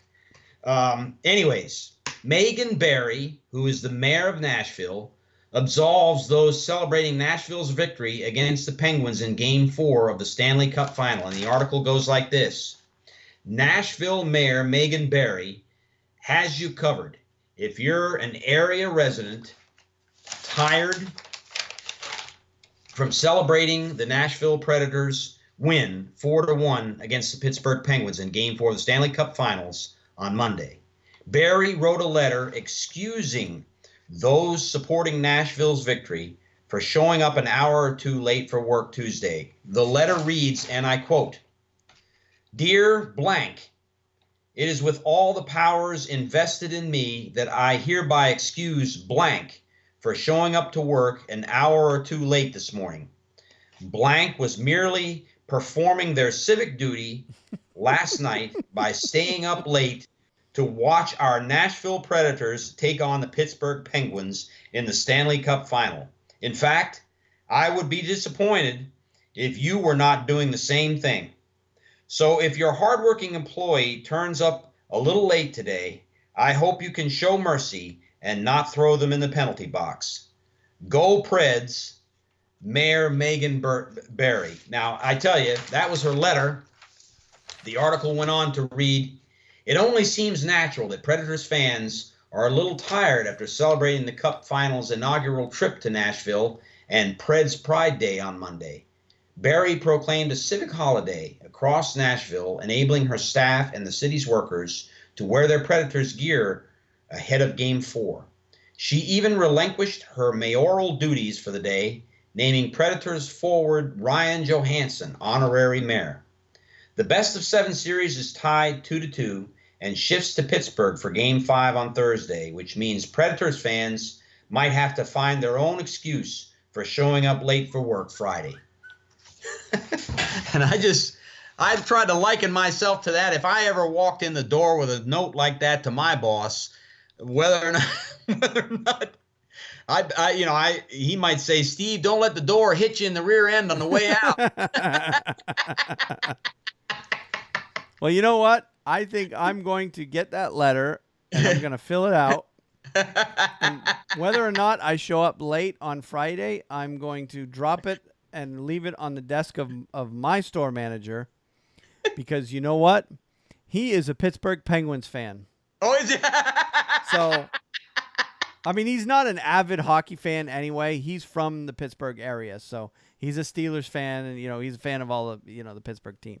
He's from that area, so he is following in that sense. He's not a hockey fan at all, but him and I have had discussions all throughout the playoffs, about the Penguins, and I'm going to drop that letter on his desk Friday morning. Just to get a reaction out of him. Show up for work on time, though. Oh, anyways, that was my pick of the week. Pretty crafty little thing there the mayor of Nashville did, and I certainly wish them the best. Me and you are pulling for them. Yep, we are definitely pulling for them. And in fact, with that in mind, while you were reading that, I looked over at the live stream for on YouTube, and we actually had someone comment in. Loganator Logan commented, "Who do you want to win, Preds or Pens?" So, and to answer your question, if you're still watching, I am definitely on the Predators bandwagon in this series for sure. That's right. I think we both committed to them when the series started. Yep. That we were both going to hope for the Pittsburgh Penguins to fall on their face. But neither one of us really have a dog in the fight. We're just rooting for Nashville to win in this case. Yeah. That's right. So, all right. Well, good. I'll move on to my stories then. And the first one I have is good old Charles Barkley. attended Game 4. I don't know if you saw any of this. Yes, I saw that. Yeah. Yeah. So he was all over the place that night. He showed up between periods and talked to, Liam McHugh and what's his name there, Loudmouth. Yeah. Anyway, and I'm not talking about Chuck, but anyway. Mike Milbury. Mike Milbury. There we go. I don't know why I couldn't remember. He's a former Bruins head coach, for crying out loud.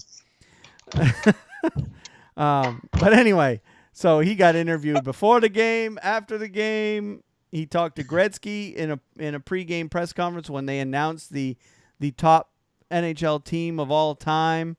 They were having a press conference with Gretzky and Coffey, and he crashed that. But some of the comments that he comes in. Well, first he walks up to the table at the press conference with Gretzky and Coffey, and Barkley walks in. He just walked up to the stage quietly. He says to Gretzky, "Who is your favorite black athlete of all time?" Barkley asks. And very quickly, Gretzky turned around, saw Barkley, and without hesitation, he says, "Grant Fuhr."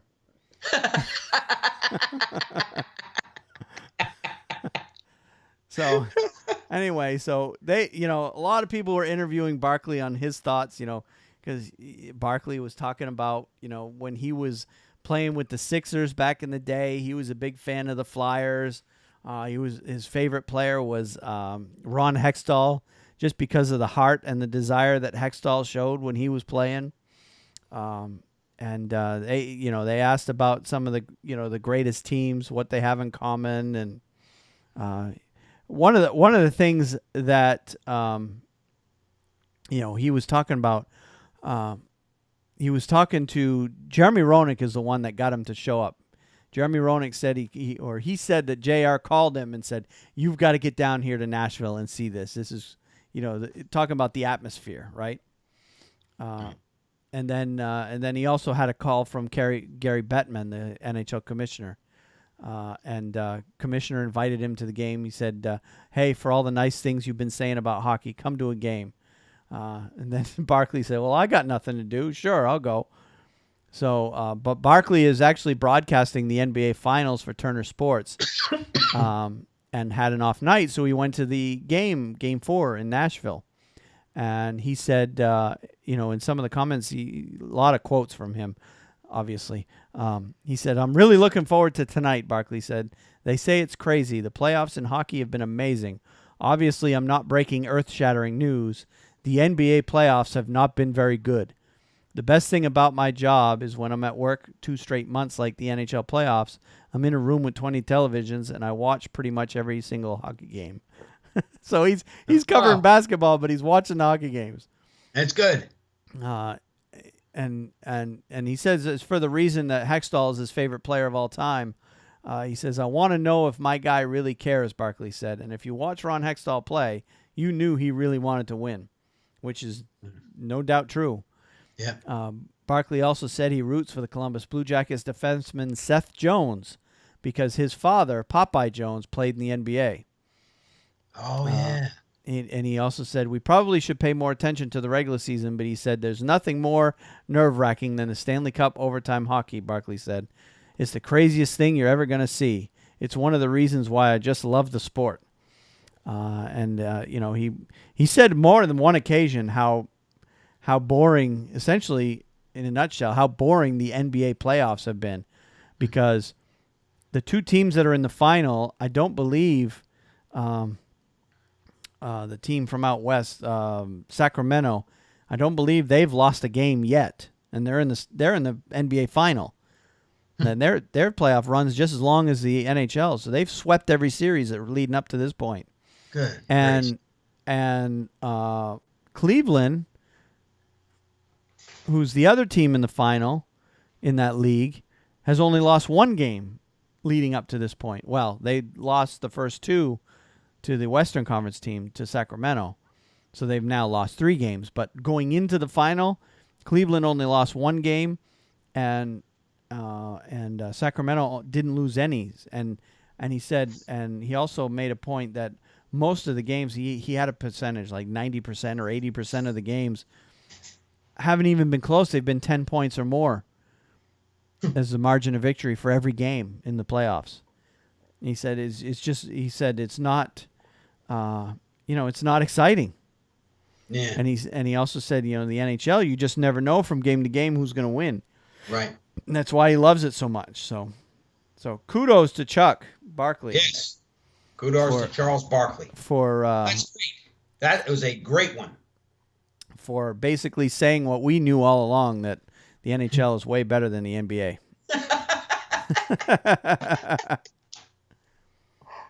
And it always has been in my mind. Yeah.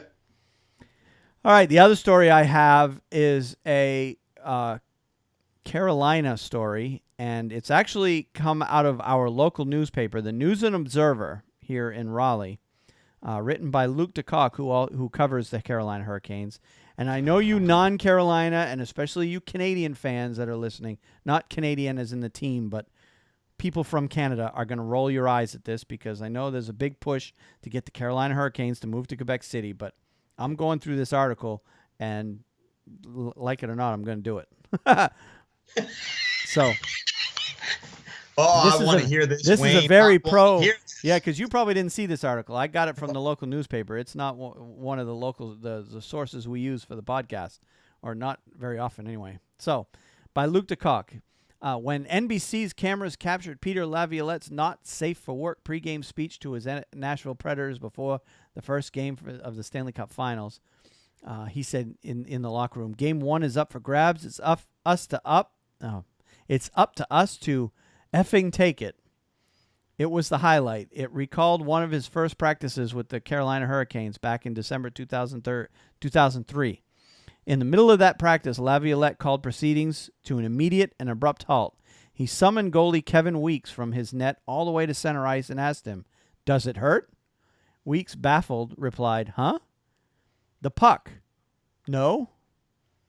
Laviolette here, so if you need anything, text me. Laviolette turned to the equally confused skaters around him and yelled, "Then shoot the effing puck." Just as his methods haven't changed, his tenure with the Predators recalls his tenure with the Hurricanes in other ways. Instant success, for one.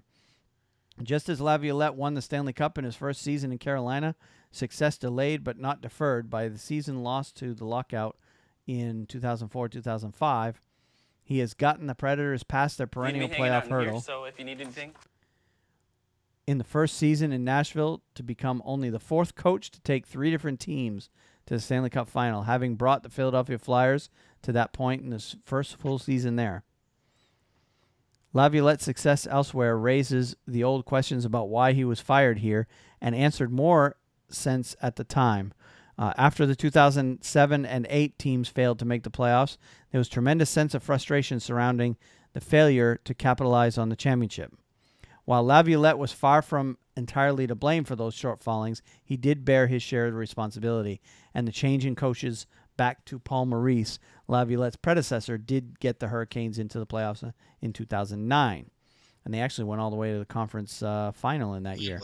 That's correct.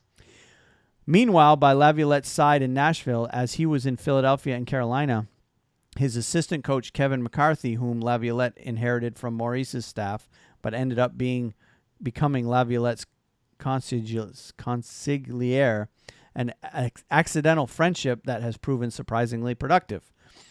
All of which leaves the Predators feeling more akin to the Hurricanes than the Penguins, despite the strong Carolina ties to Pittsburgh in the front office, with former general manager Jim Rutherford and assistant GM Jason Karmanos on the ice with Matt Cullen and Ron Hainsey, and behind the bench with Chris Stewart, an assistant trainer for Laviolette in 2006, who is now the Penguins' head trainer ever since. Geography has something to do with it as well. Nashville's arrival in the finals has been greeted with nothing but acclaim for the way Music City has embraced hockey, but Nashville owes a debt of gratitude to Raleigh for paving the way for Southern hockey markets 15 years ago, when the Hurricanes crashed the party and were subjected to an endless series of Mayberry jokes and redneck slurs in 2002. By 2011, the Hurricanes were in a position to throw one of the most fondly remembered All-Star games in recent memory, and even the crustiest of old-timers had come to accept that hockey could take root anywhere. Meanwhile, the Ottawa Senators couldn't sell out home games in the conference finals, but you don't hear rumors about them moving to Quebec. To be fair, Nashville has done its part. Thousands gather to watch the games in a park next to Bridgestone Arena, which sits mere yards from the honky-tonk Magnus on Broadway. That's one area where Nashville has a decided advantage over Raleigh. A downtown arena, especially in that downtown, becomes a focal point of hockey-related revelry anywhere, in Nashville and Toronto alike.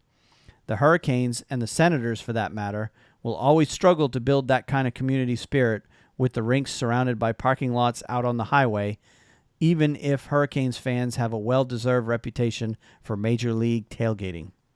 There's a lot about Nashville's run, breakthrough team in a market few thought would embrace the sport, that should seem familiar to Hurricanes fans, just not the man behind the bench. So, great little article this week talking about the similarities between, the Carolina run in 2006 and the and this year's run with Nashville. A lot of similarities.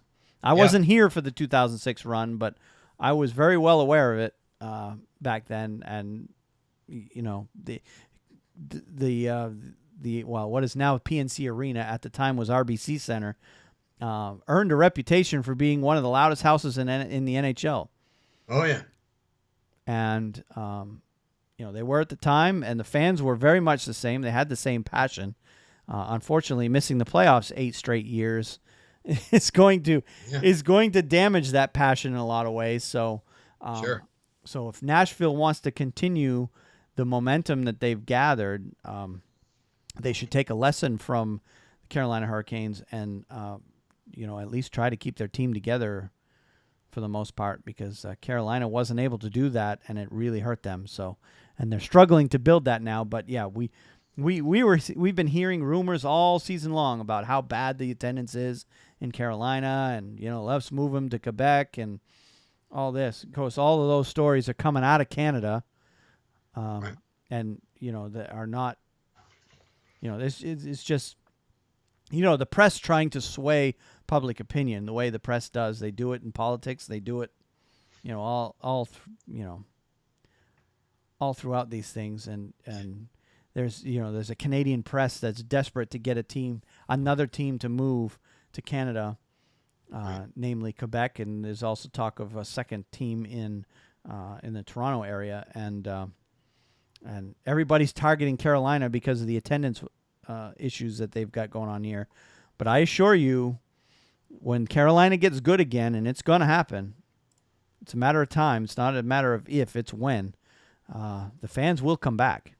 And if Nashville can't hang on to the momentum that they have right now, and they can't keep the fans coming, or if they can't continue to win and they go on a dry spell like Carolina has, of 6-8 seasons in a row missing the playoffs, you're gonna see the passion go away there too. I can guarantee it. I mean, that's right. Hockey has to be something that grabs your community and stays with your community. It's you look at who you're competing against. Some of the teams in Canada, some of the teams in the northern United States, and I'm just picking, but the Toronto Maple Leafs, they could be the worst team in the NHL, and the ACC Center will sell out.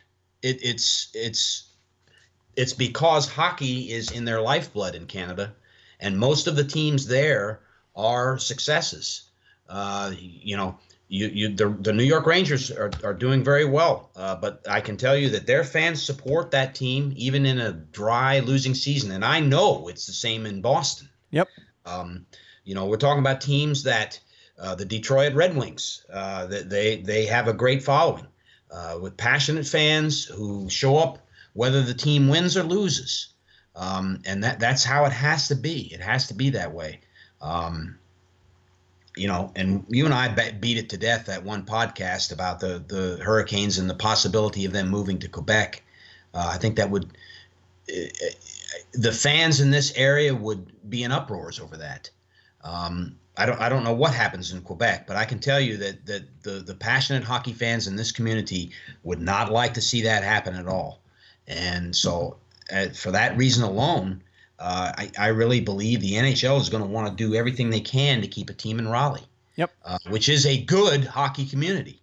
Yep. It's a good hockey community in Raleigh, and it's getting better. And one of the major reasons for it is the Raleigh-Durham area. There's very few cities in this country that are growing at the rate that this area is in That's terms right. of population. And it's all people moving in from other parts of the country. It's not they're just multiplying like rabbits here. This is people moving to the area, choosing to come here. And a lot of those people are coming. They're like me, they're like you, coming in from other parts of the country, Yep. hockey mad areas in fact. Right. And we want our hockey too. And Right. it's a little bit selfish, but we want NHL hockey here as much as anybody. That's right. And when this team gets good again, you're going to see what this area can do. Right. And they've had some management issues, they've had some ownership issues. I think the management issues have been solved. They've got a decent coach. I think Francis is doing a good job as a GM here for the most part. They still need to solve their ownership issue, but once that is solved, assuming they got an owner that will keep the team here, that's the big question. They need to find an owner that sees the value in this market. There's no other professional leagues to compete with here. That's one of the major selling points with this market. There's no NFL, there's no NBA, there's no Major League Baseball. Right. So competing for the fan dollar. Carolina Hurricanes are the only major league team in this market, and it's a big market. That's right. This area is growing. You combine Raleigh, Durham, Chapel Hill, the whole triangle area as one big market. Yeah, it's spread out, but you take the overall number of people here, it's as big as any of the mid-size markets anywhere in this country. That's right. They're not up there with L.A., Chicago, Boston, New York. They're not that big, but as big as any of the other cities That's that right. are around. I mean, it's a major market, and there's definitely value here. And they just got to you got to have a good product on the ice, and once that happens, if you build it, they will come. Is the old saying. That's right. That's the way it is, and this is not the only market that's like that. Yeah, this is right now. Carolina's at the bottom of the attendance structure, but that's just because of the product on the ice hasn't been there for years. You're talking 8 years in a row this year, and it'll be 9 next year if they don't make it again. But you and I both believe that won't happen. But if that were to happen, you take the 31 teams and you take an 8-game playoff or 8-year playoff drought in any one of those, or in all of those 30 cities for that matter. Look at them all. How many out of the 30 do you think would be struggling with attendance? I would venture to say at least half. Oh, easily. At least half the teams in the league would struggle with attendance if they were forced to deal with an 8-game or 8-year playoff drought. Mm-hmm. So right now it's Carolina. Before Carolina, it was Florida Panthers. Florida Panthers. They struggled until they started getting good and got their ownership issues solved. Arizona has been struggling. Yep. And the product on the ice hasn't been that good. Chicago even struggled before Kane and Taves got there. They were struggling for years at the gate. For a long time. And That's that was right. because they had an owner who was not doing the right things, that they should have been doing. Detroit, they stunk. Yep. And then they come along and got Scotty Bowman and some things going, started clicking. And those are major hockey markets. So to say that Carolina is a bad hockey market, all you got to do is look 7 hours drive to our west to see. I mean, literally Nashville is at the same latitude as Raleigh. Yeah. Practically the same, they're due west of us right here. Mm-hmm. And they're making it work, but they got a great product on the ice. Yeah. So, granted, Nashville's probably, it's a different city than Raleigh because you've got, it's the hub of country music. So there's a lot of money there. But Oh yeah, but look at the Columbus Blue Jackets this year. They had a great season, great attendance. they struggled for years. They struggled for years. Yep. But here they are. They turn it around. John Tortorella gets them going. The fiery speeches, but that man. Listen, I listened to it for years in New York, and they made it work. Yep. So yeah, you fans of other teams are rolling your eyes at us supporting the Carolina market, but we're here, you're not. So believe us when we tell you this is a good market, and once the product is decent on the ice, you're going to see a turnaround. You're going to see the Carolina fans come back, and if they can find a way to get back to the Stanley Cup final, you're going to see the same passion in the fans here as you're seeing right now in Nashville. So, all right. Very good, Wayne. Enough whining about that. That's right. All right. Let's go ahead and close the show then. Let's talk about the next couple of weeks coming up. We alluded to it at the beginning of the podcast. You and I discussed dates over the next month or two. And right now, of course, this is all tentative. Our next podcast is going to be on the 15th, and we've set a recording time at about 6 p.m. if you want to watch us live. Obviously, if you're subscribing to us on your podcast apps, you'll just get it when you get it. But if you want to watch us live, 15th at 6 p.m. is our next scheduled recording. And if, that will be, and one thing we'll be discussing next week, obviously, is the conclusion of the Stanley Cup Final. And we're also going to discuss a lot about the expansion draft, because that's the very next thing that happens right after the final ends, is the expansion draft. So we'll be talking a lot about that next week. The next podcast after that, the next scheduled one, is the 27th. And the reason for the time gap between the 15th and the 27th is both you and I have some vacation time coming up. So right. We'll both be out of town. So our schedules won't work out to be able to do any podcast between the 15th and the 27th.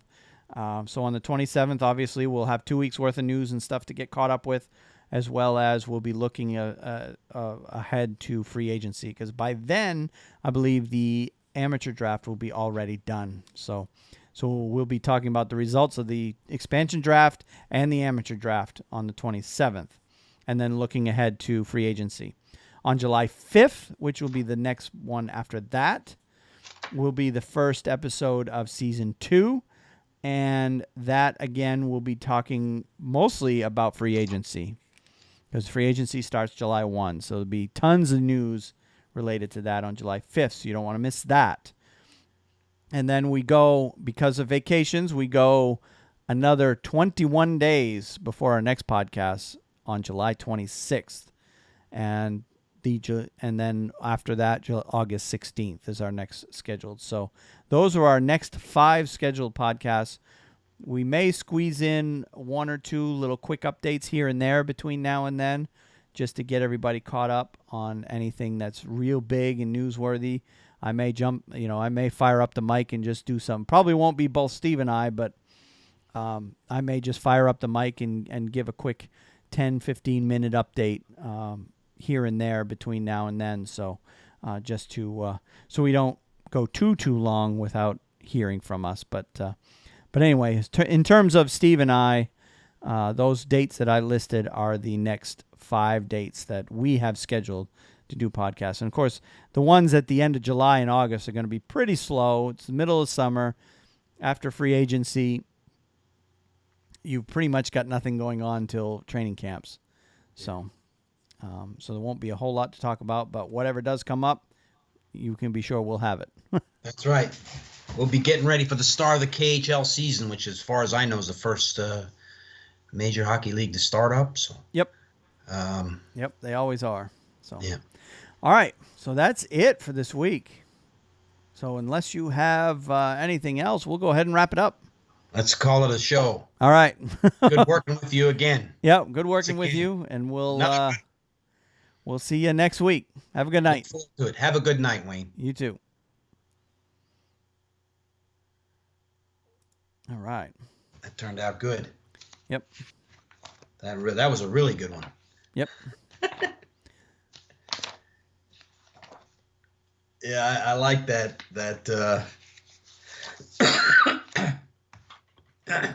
I like that. Oh yeah.